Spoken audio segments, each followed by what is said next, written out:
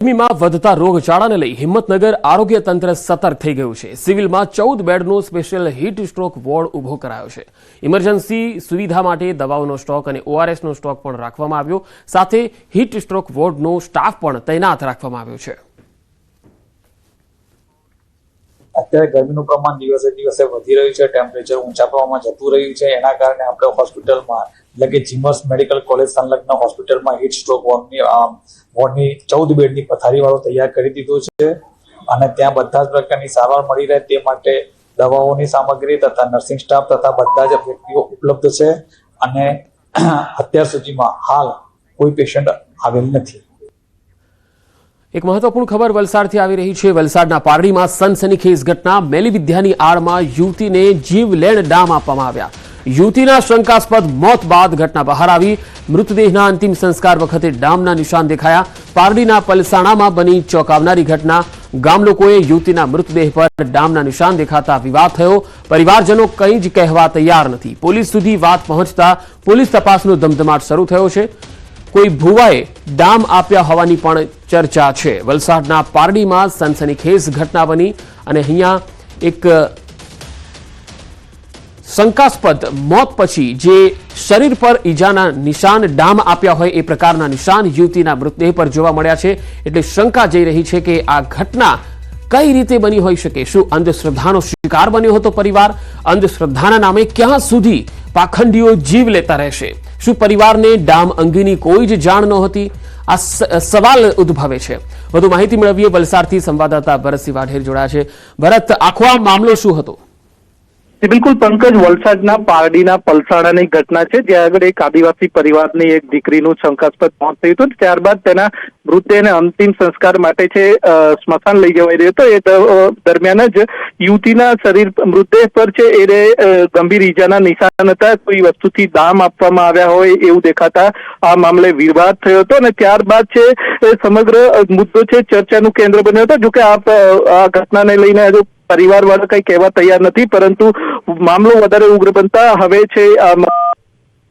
છે ને પોલીસે પણ આ મામલે તપાસ હાથ ધરી છે। પંકજ, અત્યાર સુધી જે ઘટના કઈ રીતે ડામ આપ્યા છે એ હજુ સુધી જાણી શકાયું નથી, પરંતુ ચર્ચાતી વાત મુજબ છે આ યુવતીને કોઈ ભગત ભુવાના ચક્કરમાં અને મેલી વિદ્યાના કારણે એના તંત્ર મંત્રની વિદ્યાના કારણે અહીંયા આગળ શરીર પર ગંભીર જીવલેણ ડામ આપ્યા હોવાનું ચર્ચાઈ રહ્યું છે। જોકે એક વાત એ પણ ચર્ચાઈ રહી છે કે થોડા દિવસ અગાઉ આ યુવતીને ડામ આપ્યા હોય અને ત્યારબાદ યુવતીને સારવાર માટે હોસ્પિટલ પણ લઈ જવામાં આવી હતી, આવી પણ વાત છે। જો કે હજુ પરિવાર વાળા છે એ ખુલીને કઈ કહેવા તૈયાર નથી। પોલીસ સુધી વાત પહોંચતા પોલીસે આ મામલે હવે તપાસ હાથ ધરી છે। પંકજ, મેલી વિદ્યાનો શિકાર કઈ રીતે બન્યો? શું આ જે યુવતી છે તે કોઈ રોગનો શિકાર હતી? કોઈ પ્રોબ્લેમ હતા તેને? અત્યાર સુધી જે સ્થાનિક લોકો પાસેથી મળતી માહિતી મુજબ છે યુવતીના જે પરિવાર છે તેમાં 5 દીકરીઓ હતી। આ મૃતક યુવતી અપરિણીત હતી અને તેને લઈને કોઈ વાતને લઈને આ ઘટના બની હોય ને કોઈ ભગત ભુવાના ચક્કરમાં આ રીતના કઈ આ ઘટના બની હોય ને આ રીતના ડામ દેવાયા હોય એવું ચર્ચાઈ રહ્યું છે। એક લોકમુખી વાત એ પણ ચર્ચાઈ રહી છે કે આ યુવતીના શરીર પર ડામ દેખાતા જે કથિત ભુવો છે તેને પણ લોકોએ માર માર્યો હતો, આવી વાત ચર્ચામાં છે। કોઈ ભુવાએ આ ડામ આપ્યા હોય એવું ચર્ચાઈ રહ્યું છે। જોકે હજુ સુધી જયારે પોલીસ તપાસમાં હકીકત બહાર ના આવે ત્યાં સુધી કહેવું છે વહેલું છે, પરંતુ એક વાત તો ચોક્કસ થઈ રહી છે કે શરીર પર જે રીતના મૃતદેહ પર જે રીતના ગંભીર ઈજાના અને આ રીતે ડામ દીધા હોવાના જે નિશાનો જોવા મળ્યા છે એને લઈને લાગી રહ્યું છે કે મામલો ખૂબ જ ગંભીર છે અને પરિવારે પણ અત્યાર સુધી જે છે ભેદી મૌન સેવ્યું છે તેને લઈને પણ અત્યાર સુધી સવાલો ઉભા થઈ રહ્યા છે, પરંતુ ગામ લોકો તરફથી આ વાત બહાર આવતા હવે મુદ્દો ચર્ચાનું કેન્દ્ર બને છે। જી ભરત, આભાર માહિતી આપવા માટે। દાહોદમાં આંતરરાજ્ય નકલી નોટનું કૌભાંડ સામે આવ્યું। નકલી નોટ કૌભાંડમાં સંડોવાયેલા વધુ 2 પકડાયા। હજુ તો 10 થી 12 લોકો રડારમાં છે। તાંત્રિક વિધિથી રૂપિયા ડબલ કરવાની લાલચ આપતા લાખો રૂપિયાની નકલી નોટો બજારમાં ફરતી કરાઈ। રાજસ્થાન પોલીસના હાથેથી છટકેલા ડિમ્પલ પંચાલની મુખ્ય ભૂમિકા હોવાનું સામે આવ્યું। નકલી નોટો માટે ગેંગ બનાવી મધ્યપ્રદેશ અને મહારાષ્ટ્રથી કાગળ લાવ્યા। બેસ્ટ ક્વોલિટી માટે સતત નકલી નોટો છાપવાનું ચાલુ રાખ્યું। દાહોદ જિલ્લા પોલીસ એલસીબી અને એસઓજીની સંયુક્ત કાર્યવાહીમાં જે નકલી નોટોનો કેસ કરવામાં આવેલો હતો, જેમાં જે આરોપીઓ પકડાયા હતા એ તમામ આરોપીઓ રિમાન્ડ ઉપર હતા. એની પૂછપરછ દરમિયાન ધ્યાન પર આવેલું કે હુસેન પીરા નામનો વ્યક્તિ જે તેલંગાનાથી અલગ અલગ 8 રાજ્યોમાં નકલી નોટોનું નેટવર્ક ચલાવી રહ્યો છે, એ હુસેન પીરાને ગુજરાતમાં લાવનાર અને ગુજરાતમાં તમામ સંપર્કો કરાવનાર વ્યક્તિ ડિમ્પલ ઉર્ફે કૃષ્ણકાંત પંચાલ નામનો વ્યક્તિ છે, જે પેથાપુરનો વતની છે. તેની ધરપકડ કરવામાં આવેલી છે. આ ઉપરાંત આ જ ગુનામાં સંડોવાયેલા અન્ય એક ઈસમ મુકેશ મુનિયા નાઓની પણ ધરપકડ કરવામાં આવેલી છે. સુરતથી સમાચાર આવી રહ્યા છે. હુમલો કરનારા આરોપી પકડાયા છે. વેપારી પર તોફાની તત્વોએ જે રીતે હુમલો કર્યો હતો, આ હુમલાખોરો પકડાયા છે. હુમલાની ઘટના સીસીટીવીમાં પણ કેદ થઈ હતી. આ તસવીરો સીસીટીવીની આ દ્રશ્યો છે જે આપ જોઈ રહ્યા છો. સુરતના વરાછાનો બનાવ. પોલીસે સીસીટીવીના આધારે 3 આરોપીને દબોચ્યા છે.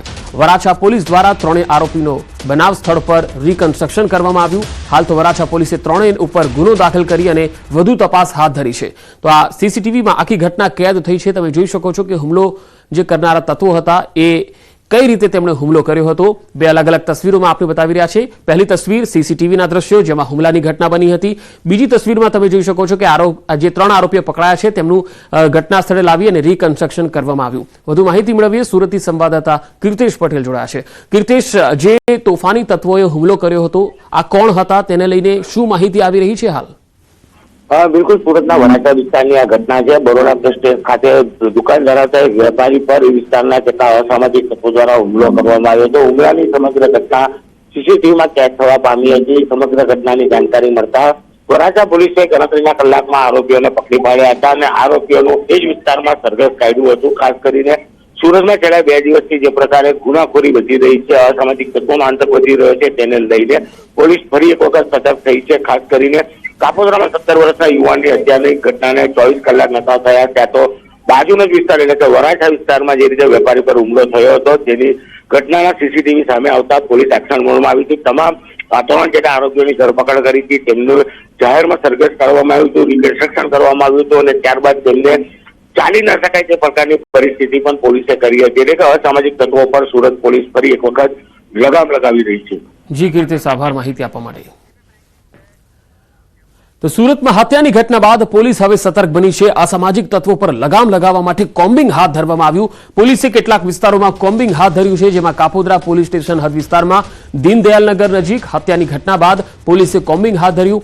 કૃષ્ણાનગર વસાહત, દીનદયાલનગર વસાહત અને રામનગર વસાહતમાં પોલીસે કોમ્બિંગ હાથ ધર્યું હતું. એટલું જ નહીં, અસામાજિક તત્વોને પોલીસ દ્વારા કડક સૂચનાઓ પણ આપવામાં આવી છે. 2 અલગ અલગ તસવીરો આપણે બતાવી રહ્યા છે. આમ તો 3 તસવીરો છે. વચ્ચેની જે તસવીર છે જેમાં કોમ્બિંગ હાથ ધરવામાં આવ્યું છે અને પહેલી અને ત્રીજી તસવીરમાં તમે જોઈ શકો છો કે જેમાં 2 હત્યાના બનાવો સુરતમાં બન્યા હતા. ત્યારબાદ પોલીસ સતર્ક બની.